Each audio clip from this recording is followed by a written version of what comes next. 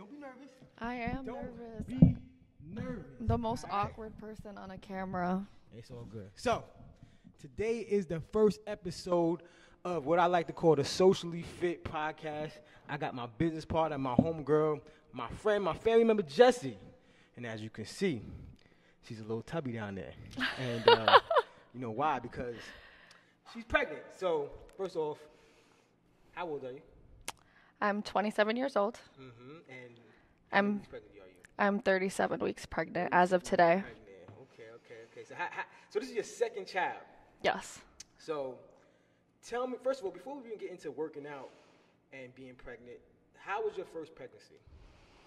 My first pregnancy was amazing, honestly. I obviously, without a belly showing, I wouldn't even have been able to tell that I was pregnant because I felt completely normal. You felt normal. So when did you actually start to feel not normal?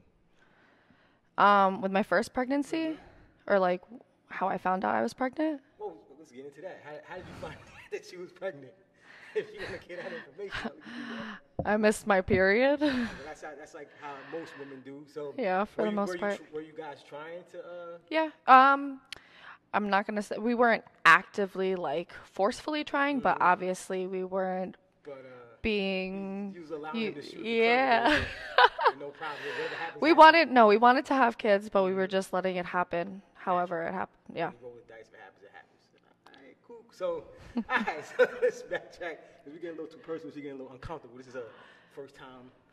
I don't like the camera. It's all right. We're gonna make it do what it do.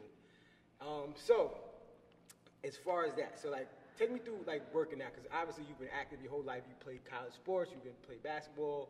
So, how did working out affect your pregnancy, or how did pregnancy affect you working out?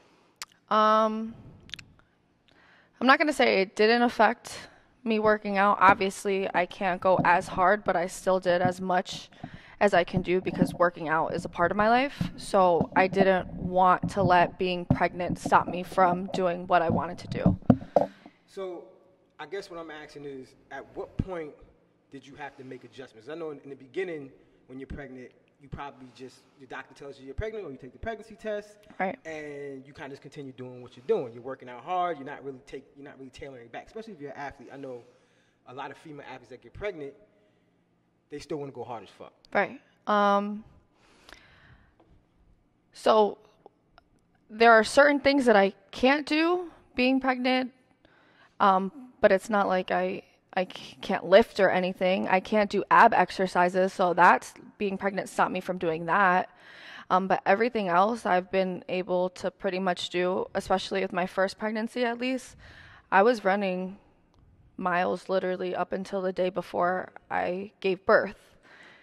This time around, however, has been completely different, and I stopped working out at 35 weeks. So your first pregnancy, when did you stop working out? I didn't stop working out. So I worked out the entire time. I'm still lifting, but I'm making sure that I'm not lifting too heavy. Mm-hmm. You can still lift. I was still squatting 45 pounds on each side. Not as heavy as you would normally without being pregnant, but I was still able to keep up. And then your second pregnancy, which you didn't give birth yet, but you think you're going to give in the next 2 weeks or so. I would hope so, yeah, because I'm ready. So when did you stop? I stopped at 35 weeks because I get more lower pressure and Braxton Hicks, which is just what is I don't know how that their fake contractions are basically when your body's getting ready to give birth. So something about that second pregnancy is definitely a lot harder to deal with, more difficult pregnancy than the first? In my experience, for sure. I know that everybody's completely different. Every pregnancy is completely different. Even if you're having the same gender, it's all different every time. So what would you say, did you snap back during your first pregnancy pretty easily? Yeah, I want to say that I did. Also because we went through the pandemic. I ran a lot. So you gave birth during the pandemic, right? No, I gave birth before the pandemic in November. In November. And then when I went back to work, I was only here for a week. and then the pandemic happened in March. Because I remember when you first gave birth, you came back, how many weeks after did you come back? I wasn't cleared till after 8 weeks, but I was working out, but not as consistent. You know, I was adjusting to being a new mom.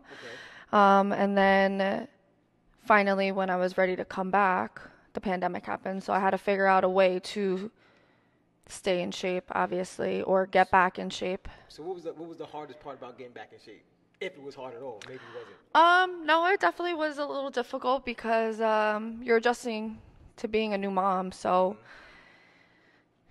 you know, it's my first time. I have to take care of another human being and find time to also work on myself at the same time. Would you say you gained weight after pregnancy too, No. or you dropped pretty fast? I dropped pretty fast. I think it has to do with me, you know, working out throughout my pregnancy.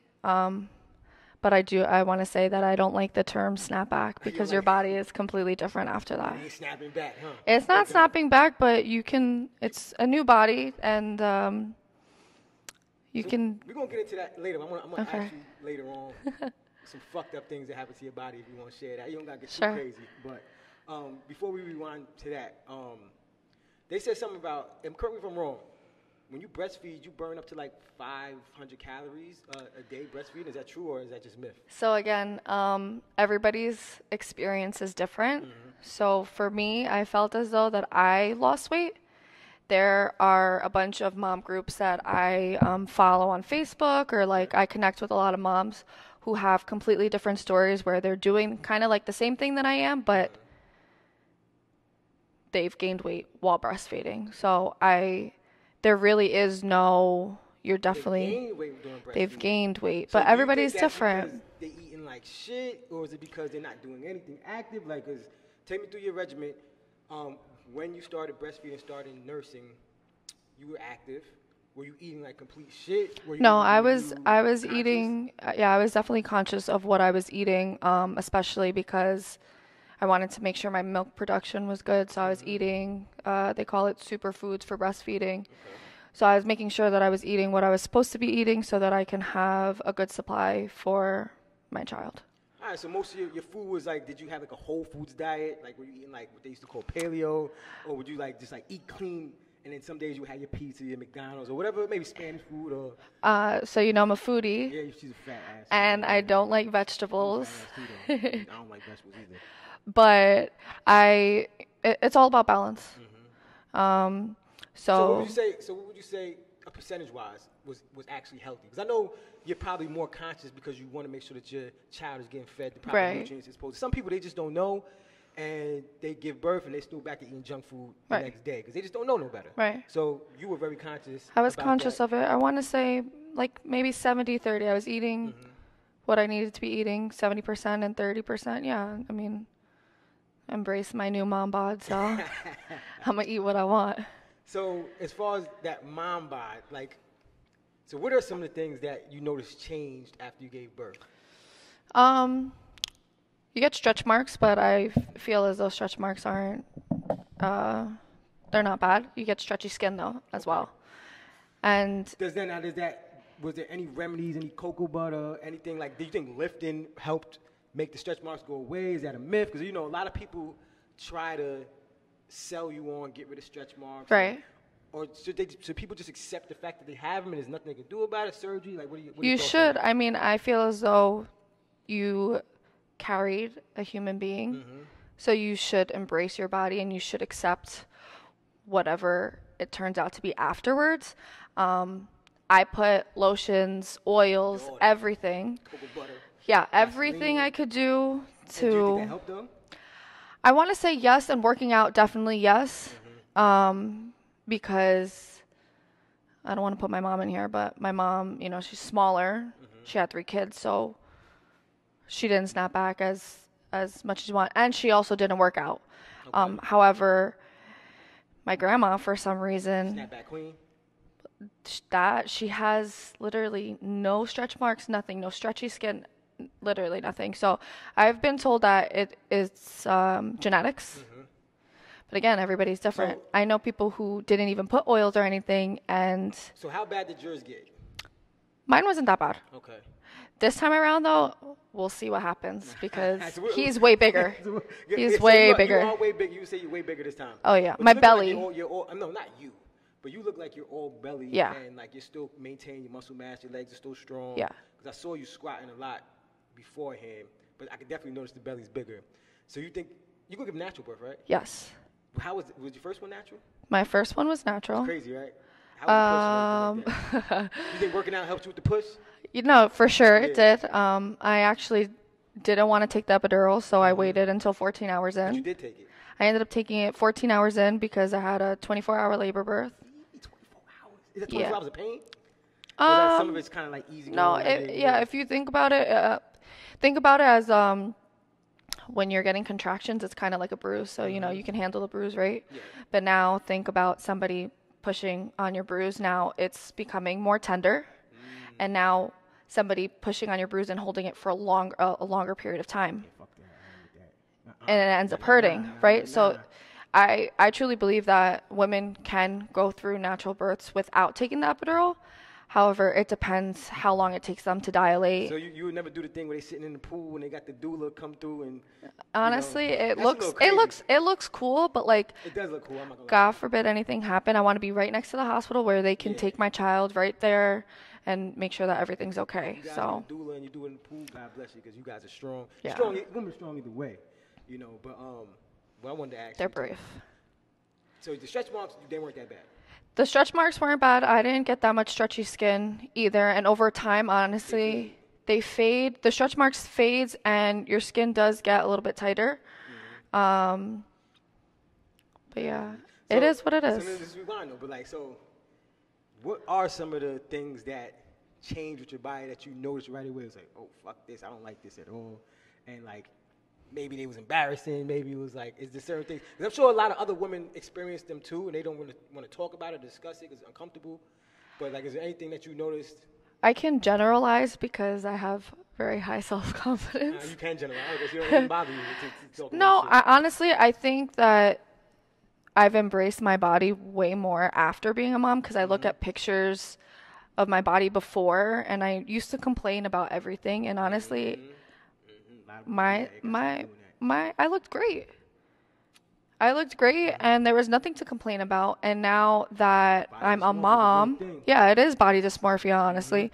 Now that I'm a mom, I feel like I've given myself more grace, and it's like I literally just pushed out a kid.